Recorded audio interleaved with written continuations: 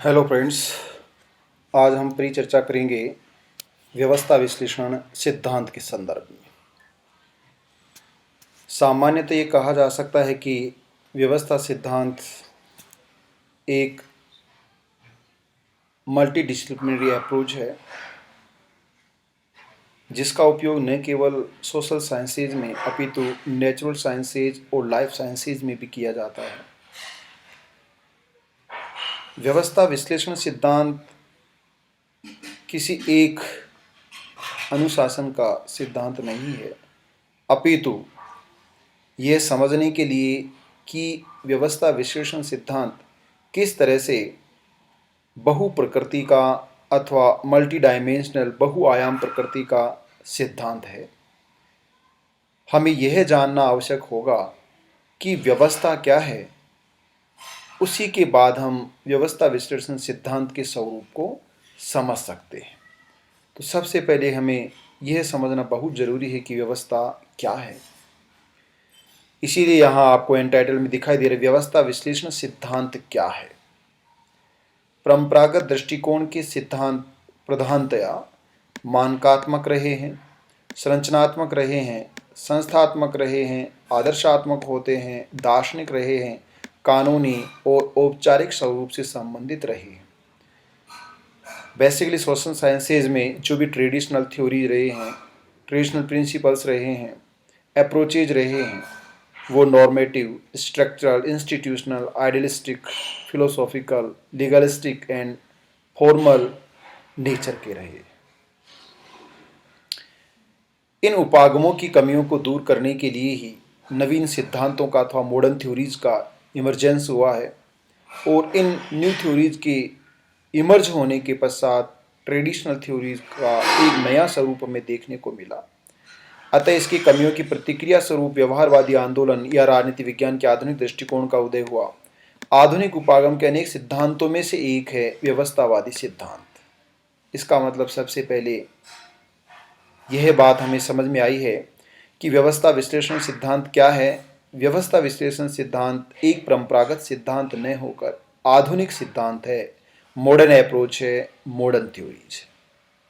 इसका मतलब वह नॉर्मेटिव नहीं है, स्ट्रक्चर नहीं है, ओनली इंस्टीट्यूशनल मैनर में नहीं, आइडियलिस्टिक की नहीं है, philosophical, legal and formal structure या नेचर वाला ही सिद्धांत नहीं है, अपितु वह बियॉन्ड द अबोव मेरिट्स, इन सभी गुणों से दूर भी है, डिमेरिट्स अवगुणों से दूर भी है और इनकी जो डिमेरिट्स रहे हैं उनको दूर करने वाला उपागम है।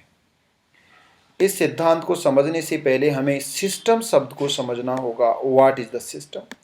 अमेरिकी political scientist professor David Easton ने राजनीति व्यवस्था सिद्धांत इस शब्द का यूज किया है। तो दो शब्द आपको दिखाई दे रहे हैं, political system. We should know about the system, then we must know about the political system. It means political and system, these are two terms. ये दोनों अलग अलग शब्दार्थ हैं। इन शब्दों के निहितार्थ को हमें समझना होगा। व्यवस्था क्या है और राजनीतिक व्यवस्था क्या है। किसी भी सामाजिक व्यवस्था अर्थात अमूर्त तत्वों का अंतःक्रिया करने वाला समूह है के अंतर्गत अनेक उपव्यवस्थाएं अंतर्निहित होती हैं। ये सबसे पहली बात। जो कोई भी सिस्टम होता है, उस सिस्टम भले वो इकोनॉमिक सिस्टम हो, पॉलिटिकल सिस्टम हो, इकोलॉजिकल सिस्टम हो, सोशल सिस्टम हो, एनी टाइप्स ऑफ सिस्टम, अथवा वह नेचुरल सिस्टम हो, बायोलॉजिकल सिस्टम हो, ये सिस्टम्स एब्स्ट्रैक्ट एलिमेंट्स का एक ग्रुप होता है। Means groups of abstract elements, अमूर्त तत्वों का एक समूह होता है। विच elements do interact from each other, ये समूह के जो तत्व होते हैं, घटक होते हैं, भाग होते हैं, वो आपस में एक दूसरे से क्रियाएं करते हैं, इंटर रिलेटेड होते हैं, इंटरडिपेंडेंट होते हैं। हम कहते हैं अंतर संबंधित होते हैं, अंतर निर्भर होते हैं। और इंटरेक्शन करते हैं, अंतःक्रिया करने वाले होते हैं। प्रत्येक उप प्रणाली मैनी सब systems have instead in A system, एक प्रणाली में, एक व्यवस्था में बहुत सी उपव्यवस्थाएं अंतर्निहित होती हैं। प्रत्येक जो सब सिस्टम होता है या प्रत्येक उप प्रणाली होती है वो स्पेसिफिक और सिग्निफिकेंट फंक्शन को ऑपरेट करती है। प्रत्येक उप प्रणाली सुनिश्चित और विशेष कार्यों का निष्पादन करती है। राजनीतिक व्यवस्था समाज की इन अन्य उपव्यवस्थाओं को प्रभावित करती है या इसके साथ गुथी हुई रहती है।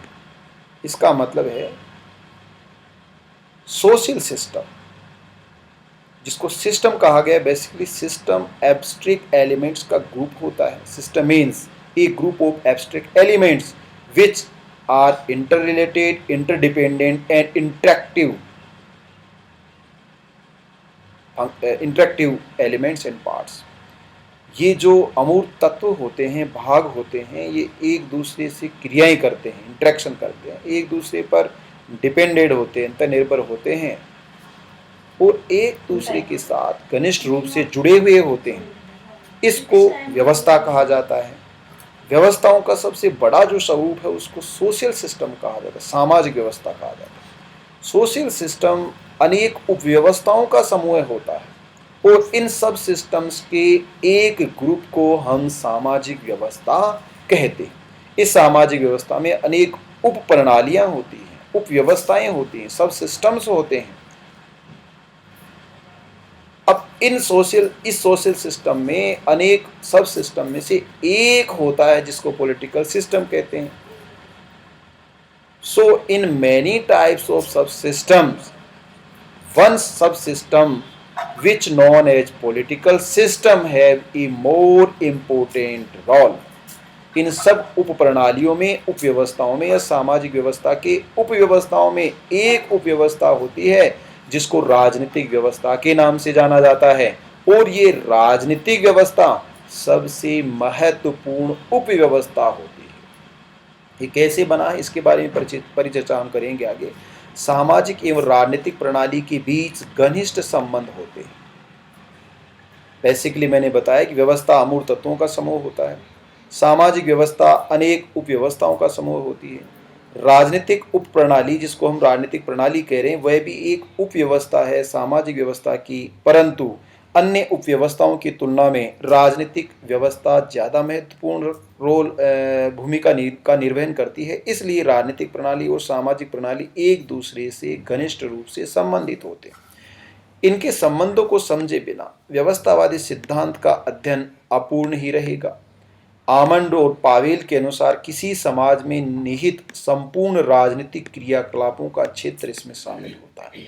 अर्थात हमारा अध्ययन अपूर्ण रहेगा या इनकम्प्लीट रहेगा, कंप्लीट नहीं होगा without the study of political system, because political system have a important role, एक महत्वपूर्ण भूमिका रखता है, इम्पोर्टेंट रोल प्ले करता है।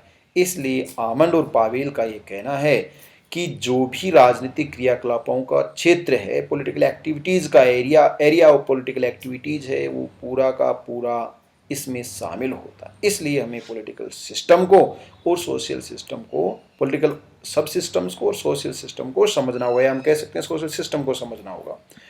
तुलनात्मक राजनीति, इसलिए आमंड और पावेल का ये कहना है कि वास्तव में what is comparative politics. According to Almond and Powell, comparative politics is the systematic and analytical study of the various and different types political system in political scenario and in the world। तुलनात्मक राजनीति भिन्न राजनीतिक प्रणालियों का व्यवस्थित एवं विश्लेषणात्मक अध्ययन है, जहां पर राजनीतिक व्यवस्था द्वारा शक्ति, संरचना, राज्य और उसकी प्रकृति का निर्धारण किया जाता है। इसका मतलब हम समझ सकते हैं कि किस तरह से तुलनात्मक राजनीति पावर के बारे में, स्ट्रक्चर के बारे में, स्टेट के बारे में और नेचर के बारे में डिसाइड करती है। आमंड के अनुसार किसी राजनीतिक व्यवस्था में 3 महत्वपूर्ण लक्षण होते हैं। According to Almonds, any political system instead with the 3 traits। Number 1 is comprehensiveness, second is that interdependence, and third is existence of boundaries. सर्वव्यापकता का गुण होता है, अंतः निर्भरता का गुण होता है और निश्चित सीमा रेखाएं होती हैं। इन तीन वांछनीय गुण किसी भी राजनीतिक व्यवस्था में पाए जाते हैं आमंड के अनुसार। सर्वव्यापकता, इसका मतलब यूनिवर्सलनेस होती है, उसकी कंप्रेंस सब जगह पाए जाते हैं। अंतः निर्भरता, उसके जो तत्व होते हैं एक दूसरे पर डिपेंडेंट होते हैं और हर उपव्यवस्था की अपनी एक बाउंड्री होती है।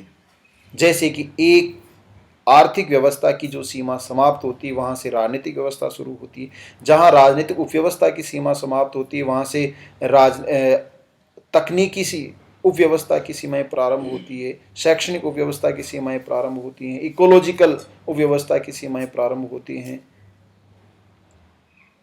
और तीसरा है अंतर्निर्भरता और तीसरा सीमा रेखा है। इसके अलावा इस व्यवस्था की तीन चर या प्रत्यय या डेरिवेटिव्स होते हैं। पहला है व्यवस्था चर या व्यवस्था प्रत्यय इसको कहते हैं, दूसरा प्रकारी फंक्शनल डेरिवेटिव्स कहते हैं और थर्ड है संचार प्रत्यय कम्युनिकेशन या साइबरनेटिक्स डेरिवेटिव्स इसको कहते हैं। ये तीन प्रत्यय होते हैं इस व्यवस्था के।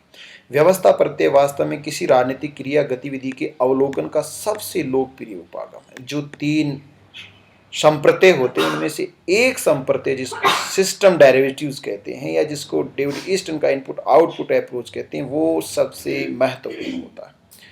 प्रोफेसर कैपलान के शब्दों में यह अंतः संबंधित चरों के समूह का अध्ययन है। वो वेरिएबल्स जो इंटर रिलेटेड होते हैं उनका स्टडी क्या है, पॉलिटिकल सिस्टम है, जो पर्यावरणीय असंतुलनों से व्यवस्था को संरक्षित रखते हैं। जहां तक संभव हो किसी व्यवस्था के संरक्षण और देखरेख की प्रक्रिया उन क्रियाओं की श्रृंखला जो किसी भी स्थिति में परिवर्तन ला देती है को स्थापित करते हैं। वास्तव में कैपलान का ये कहना है कि ये संप्रत्यय क्या होते हैं, ये अंतः संबंधित चरों के समूह का अध्ययन है जो एनवायरनमेंट में, इकोलॉजी में जो इनबैलेंसेज होते हैं, व्यवस्थाएं होते हैं, संतुलन होते हैं, उनको प्रोटेक्ट करते हैं, संरक्षित करते हैं, व्यवस्था को बचाते हैं और जहां तक संभव हो, यथासंभव वो संरक्षण और मेंटेनेंस का कार्य करते हैं। उन व्यवस्थाओं से, उन क्रियाओं से जो क्रियाएं सिस्टम में, पॉलिटिकल सिस्टम में, सोशल सिस्टम में चेंज ला देती हैं, बदलाव ला देती हैं, इनका कार्य किया जाता है। यह उपागम मूलतः प्राकृतिक संसाधनों से रेखांकित किया जाता है, जहां विज्ञान के एकीकरण और वैज्ञानिक विश्लेषण का समायोजन इस दृष्टिकोण से कार्य करता है। व्यवस्था विश्लेषण का मूल विचार जो है वो बेसिकली बायोलॉजी, जीव विज्ञान से आया है, जिसे बाद में समाज विज्ञानियों के द्वारा अपनाया गया। विविध समाज विज्ञानियों ने इस टर्म को अडॉप्ट किया है। अतः किसी भी पर्यावरण में जिस ढांचे के अंतर्गत कोई विशेष प्रक्रिया संपादित होती है उसे व्यवस्था कहते हैं।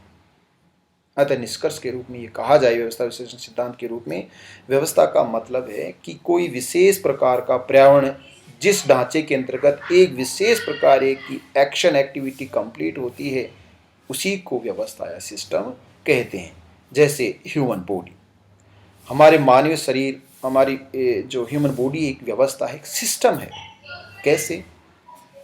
Brain, nervous system and skin. इसका मतलब है कि नर्वस सिस्टम के माध्यम से जो हमारा ब्रेन होता है, तंत्रिका तंत्र के माध्यम से, मस्तिष्क के माध्यम से और स्पाइनल कॉर्ड के माध्यम से जो कम्युनिकेशन है, संप्रेषण प्रक्रिया निष्पादित होती है। मान लीजिए हमारी पैर की अंगुली में आलपिन चुभती है, दर्द का हमें एहसास होता है, नर्वस सिस्टम के माध्यम से, स्पाइनल कॉर्ड के माध्यम से मैसेज ब्रेन तक जाता है, ब्रेन कमांड करता है और हम उस नुकीली वस्तु या नुकीले पदार्थ या आलपिन को हटाने की अपने पैर को वहां से हटा लेते हैं। खतरे का हमें एहसास हो जाता है। इसका मतलब ऑटोमेटिक है। आप सोच नहीं रहे, गाड़ी ड्राइविंग करना, कार चलाना, हर बार ये नहीं देखा जाता है कि कौन सा गियर है, गियर ड्राइवर गियर की तरफ नहीं देखता, चौथा गियर है, तीसरा गियर है, पहला गियर है, बैक गियर है। वह बिना देखे इन गियर को चेंज करता है। वह हर बार नीचे झुककर हैंडल के नीचे नहीं देखता कि क्लिस प्लेट को दबाया है, ब्रेक को दबा रहा है, रेस को दबा रहा है। वह हर बार ऐसा नहीं करता। हर बार वह हॉर्न देखकर हॉर्न को पुशअप करने के लिए हॉर्न की तरफ नहीं देखता। तो ऐसा कि वो एक सिस्टम है। जब आप ड्राइविंग सीख जाते हो तो इस ड्राइविंग भी एक सिस्टम है। ऐसे ही ह्यूमन बॉडी भी एक सिस्टम है।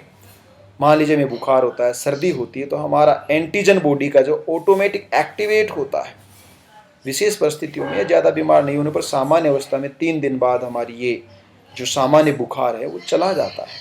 तो हमारे ह्यूमन बॉडी में ऐसे एंटीजन होते हैं, परंतु हमारे ये सभी पार्ट्स, ह्यूमन बॉडी के पार्ट्स, जैसे मैंने कहा nervous system, spinal cord and brain जुड़े हुए हैं आपस में, अगर इनमें डिसकनेक्टिविटी हो जाती है, ये इंटरडिपेंडेंट नहीं होते हैं, तो कार्य प्रणाली या व्यवस्था में असंतुलन उत्पन्न हो जाता है, प्रेशर आ जाता है, टेंशन आ जाता है, दबाव आ जाती है और व्यवस्था कार्य नहीं करती, उसको व्यवस्था नहीं कहते। इसलिए इस व्यवस्था के सिस्टम, ये व्यवस्था ऑटोमेटिक ऑपरेट होती है।